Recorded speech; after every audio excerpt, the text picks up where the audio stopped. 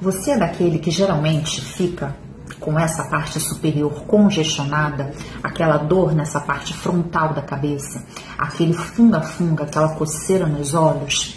Rinite alérgica, sinusite são problemas que assolam muitas pessoas e que geralmente são causados por hipersensibilidades alimentares tardias. Então, esses problemas são causados por alimentos.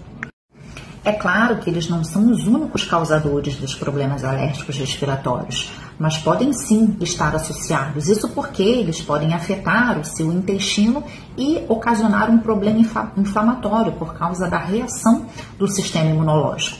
Então, precisa prestar atenção a alimentos como ovos, oleaginosas, amendoim, leite.